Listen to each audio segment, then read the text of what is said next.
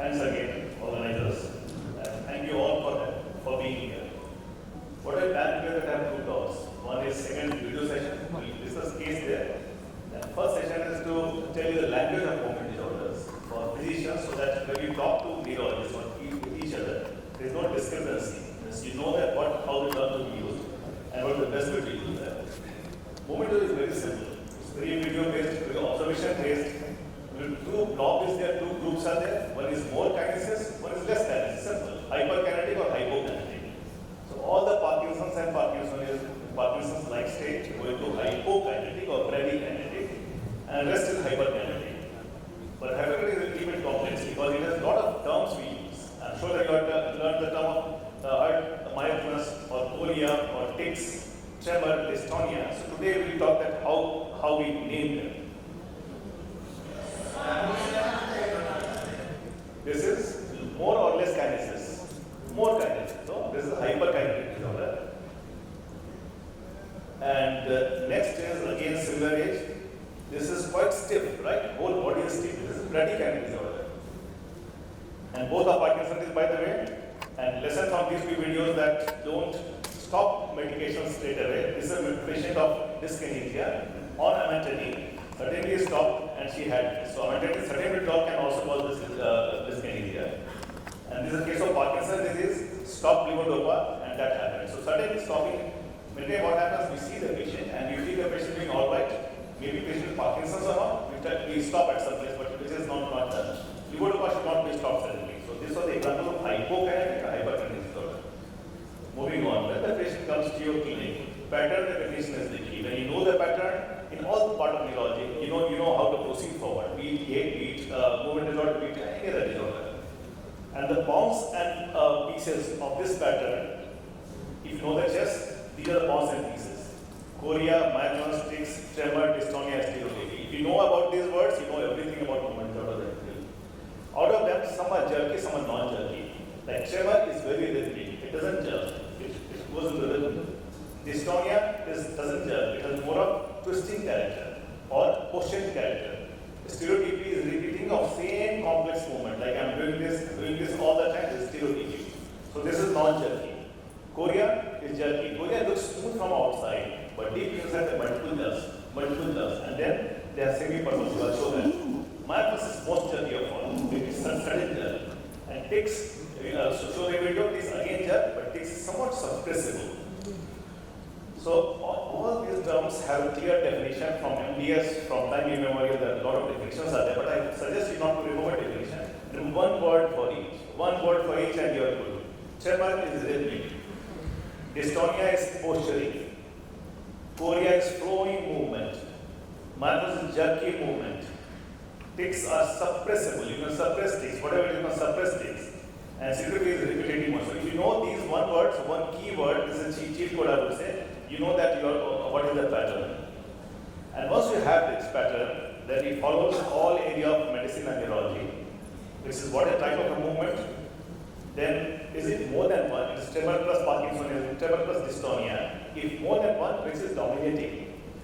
And once you know that this is dominant, then what is family history, age of function, evolution, identify associated symptoms also, and they will define clinical syndrome. That looks like Parkinson's disease, looks like dystonia, and there are multiple different diagnoses, and then you go for investigation and diagnosis. So this is the flow we follow for any part of neurology, including movement disorders also. This is basic Hutchins and other natures.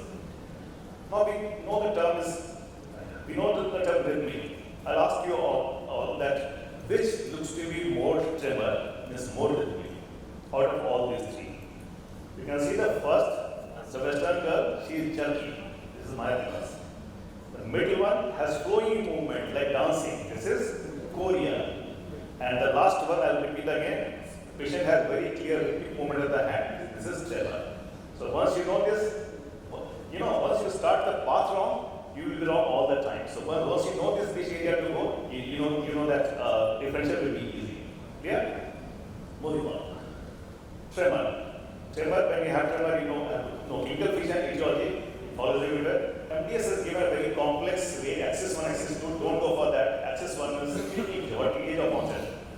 Axis 1 is just a sham because when when the patient comes to you, you ask that when it started, how it progressed, everything is there. Which part of body is affected, how frequent it is it only tremor or something else? And regarding tremor, one thing you have to remember, whether rest tremor, very important, or action tremor. Action can be postural, in a whole movement, kinetic, or only intentional. So this is what we look into tremor, right? Now let's examine this patient. This patient is elderly, about 80, started age of 75. Common patient you see all the time in the OPD. Distribution, only upper limb, distal, rest or action or posture, patient resting, so it's rest tremor. Frequency, it's not as fast, because slow frequency, about 4 to 5 hours, and isolated. The patient is bradykinesia also. So this is Parkinson's disease. This patient comes to your clinic, it's almost sure idiopathic Parkinson's disease, almost sure, except for one or two exceptions, right? So the idiopathic Parkinson's disease. Now this my talk is hyperkinetic, but I'll just add you that bradykinesia is very important to diagnose, and we diagnose off the cuff. Patient is slow, we write levodopa, which is unfair. For bradykinesia to be diagnosed, you have to examine the patient, and one thing you can learn from here, and I teach non-medical also, that you ask the patient to do this tap multiple times. The tap should be wide and fast. We ask them do this as wide as possible, as fast as possible, right? At least 20-30 times. If you find the patient has progressive decrease in either amplitude, means is fast, but you can see this going down, or velocity, or both, that is bradykinesia. Without that, we should not diagnose Parkinson's. So progressive decrease, amplitude, or velocity, or both. So that is Parkinson's for you. So this is Parkinson's disease. Tremor asymmetrical can be seen in legs also. So many times, good idea to ask the patient cross leg and see the leg dangling. This again is Parkinson's disease. And we keep on learning that Parkinson's means rest tremor, ET means action tremor, or ET means posture tremor, which is wrong all the time, which is wrong many times. Like this patient has clear Parkinson's disease, but he has posture tremor, right? So the rule that posture tremor all the time ET is wrong. Posture tremor with pronounced rest tremor, more than posture tremor is Parkinson's disease. So the point is that in Parkinson's also you can see posture tremor, but in Parkinson's disease, rest tremor will be more pronounced. Second, more on one side. Parkinson's is never ever symmetrical to start with. In this patient, you can see that one side is more pronounced. Quite significant posture tremor, but rest tremor is also pronounced. You can see rest tremor is also pronounced, right? So you have to have rest tremor which is pronounced to call it Parkinson's disease. This is the same, so there is no point. Now, if you have still confusion, if the patient has rest as well as posture tremor, look for re-emergent tremor. This is the word we use. We ask the patient to keep at rest and ask suddenly go up like this.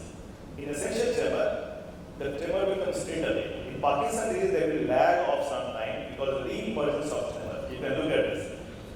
Rest tremor looks like Parkinson's, but IPT can have that. But as soon as it goes up, you can see tremor is gone. So rest tremor to come back again after a few seconds time. So this re-emergence of tremor, which is very clear sign of Parkinson's disease. So re-emergence is needed for Parkinson's disease if you are both with a rest and action tremor. Alright, and you can see this patient, this is no-brainer in Parkinson's patient hyper as well as hypokinetic. So hyperkinetic may not be isolated, they can be combined with this and against Parkinson's disease. Yeah. Essential tremor. For essential tremor, we learned that there should be bilateral tremor, hand tremor generally, distal, at least 3 years duration, then we give the name of essential tremor, with or without tremor in other location.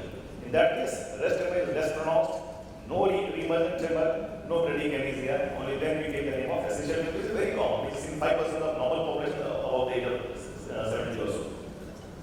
So that's essential tremor view. In Indian circumstances, patient coming to tremor, like essential tremor, which is postural action, with the name Agarwal there, we have to keep in mind that it may not be essential tremor, this means spinocerebellar etc. because this is exactly like essential tremor to start with, and later on the patient may have ataxia. Unfortunately, with my practice, because we are tertiary center, we see more of SC12 rather than essential tremor. So this is a PT which SC12, which can have early onset, the patient can have only tremor, later onset the patient may have slowness, walking difficulty, and ataxia. So that's SC12. Alright, now we have some confusion regarding isolated tremor. Suppose a patient has a head tremor, can be called essential tremor. As per the current criteria, we should not call that essential tremor to jump on. because this may turn to be tremor of Parkinson's disease, tremor of dystonia.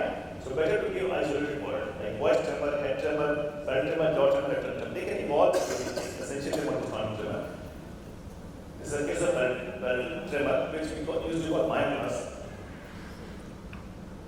But because this is rhythmic, nowadays we call which can be primary, which can be secondary of some lesion. In a triangular, this is in brain scan, or can be psychogenic also. Surprisingly, psychogenic is really strange. Patient can do anything. Even bilateral prescription can do, and I'll show you one of the video later on. Alright? Isolated head tremor. I told you that they don't give the name, but if the patient has isolated head tremor, look for some posturing, because many a times head tremor is part of underlying dystonia. Patient is dystonia, but patient is fighting against that, and patient is shaking. So isolated tremor, most likely, many a times can be dystonic tremor. Cerebellar tremor is a case of residual, by the way. You can see that kinetic tremor, but it's intention. At the end, the patient has more, so this intention tremor, which is in the cerebellum. Alright? This is dystonic tremor. What I like to tell you here, in case of proper dystonic tremor, it is not completely removed. Some jerk will be there. When you see closely, patient is silent, and suddenly some jerk comes. So when the jerky tremor is feature of dystonic tremor, and then you see those patients often touching the chin, which we call sensitivity. If the patient is dystonic tremor, not essential tremor, dystonic tremor, they touch the chin, and because sensitivity, and that improves tremor. Also, patient has a null point, means one particular point, patient is more comfortable to keep on one particular point. So this is feature of dystonic tremor, only jerky character, jerk, null point, and head posture. Functional tremor is quite common, and in this case, sound. So what happens to the patient? Bad functional tremor for 3-4 months time, tremor for 3-4 months time, and then we ask the patient to count backwards. So 199, you can see that this assumes the same frequency. This doesn't happen with true tremor, true essential tremor. Assuming the frequency and speed of counting is most likely seen in functional tremor. Tremors are never painful. If somebody doesn't have pain, really bad pain, and in one part, then tremor is most likely functional tremor. And this patient had a trigger point. He used to press at one point, and patient. So bad pain along with tremor is most likely functional tremor.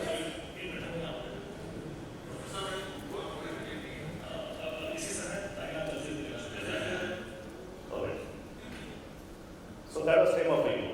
So in fact, tremor is more than 50% of movement disorder. So today you learn more than 50% of movement disorder, rest tremor, action tremor, and everything. Now rest 50%. Out of that 50%, 25-30% will be dystonia. So when you learn dystonia, that is 80% dystonia. Dystonia is posturing. A part of the body gets anomaly twisted. So posturing towards one part, what you tell all the time, it goes on the right side. And that is posturing of one body part, which you can see in other videos also, which can be sustained, which can be intermediate.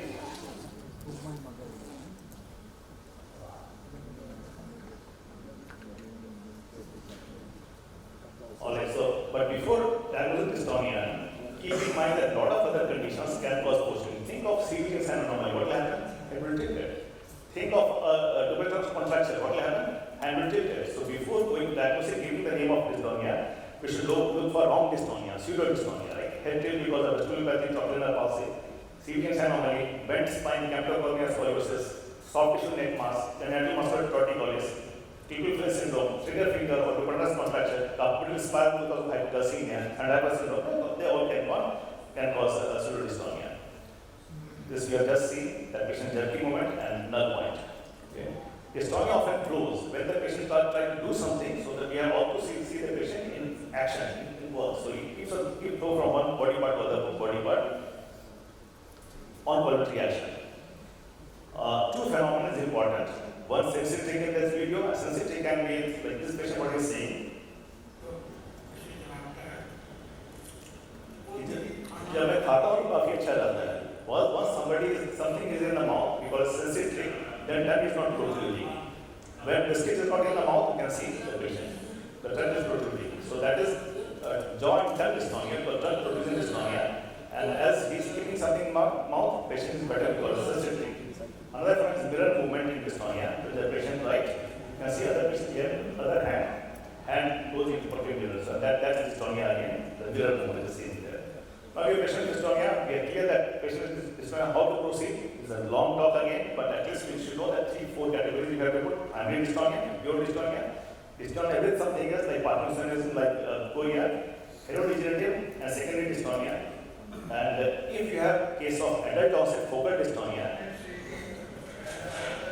generally they are fine, they won't problems. But if young onset focal dystonia, things are not good because young onset focal dystonia can worsen 1% of the time.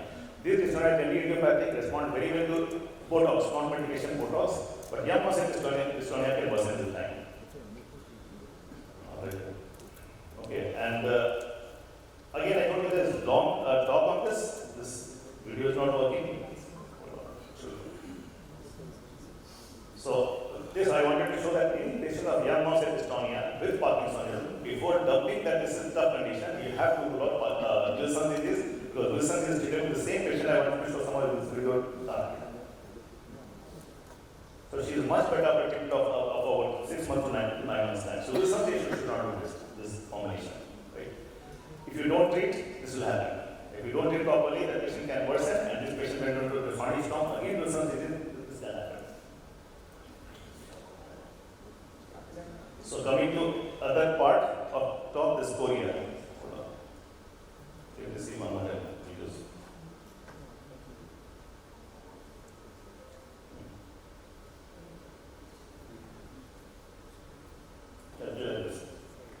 So chorea, we learned dystonia, 80% is gone. Chorea is 10 to 15%. So 95% we are reaching now. If the patient is flowing movement, looks flowing from outside, but inside the jerky, we will talk about that later. This is chorea. And yesterday I told that I call chorea as Nawab Jan of movement disorders.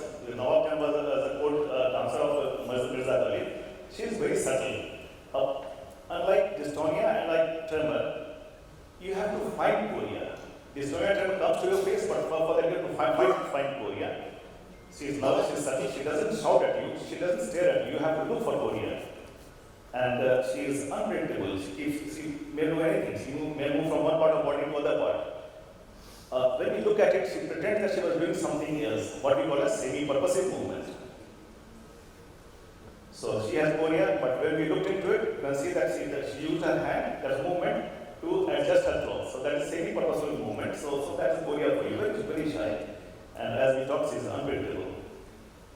Alright, irony is that she looks smiling from outside, but deep inside there is a lot of jerk. But when you look into her life, she hides a lot of jitters, lot of jerk. That's why chorea is put into jerky movement and not smooth movements. So that's chorea for you. Let's imagine we have a patient with chorea. Chorea sitting in front of you, how to proceed. In children, never ever be sydenham chorea because that's treatable. In adult, secondary chorea and Huntington's we should never miss. And after that, whatever happens after this, right? Sydenham chorea, because young onset chorea, dyskinesia, you have to look into sydenham chorea. This is a case of bad chorea, turn into dyskinesia. The whole body is moving, flinging, and after treatment, patient was much better. So treatment is very important not to miss sydenham chorea. Right? And for those interested, you can take a picture of this. After that, non-sydenham chorea, dominant, recessive, extreme sporadic, these are the differential diagnosis, which is slightly more neurological, but these are the differential diagnosis. Right? Moving on, sporadic young onset chorea, MRI should be done. Abnormal MRI, vascular infection, tumor post-hypoxic, normal metabolic drug autoimmune, paranephrotic, and various CJD. So we should not miss that. Chorea is finished. Huntington's, we should never miss Huntington's also because Huntington's is present with chorea at really 4 most times. And later on, they can become more of bradykinetic or hypokinetic. So that chart was young onset. This is adult.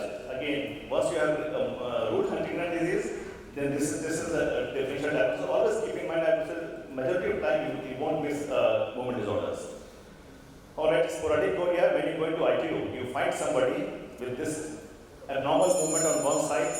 This movement is not classical chorea, this is more of balismus. More chorea is known as balismus, ballistic movement. This is either hyperglycemia or stroke. Either hyperglycemia or stroke. Both are treatable, right?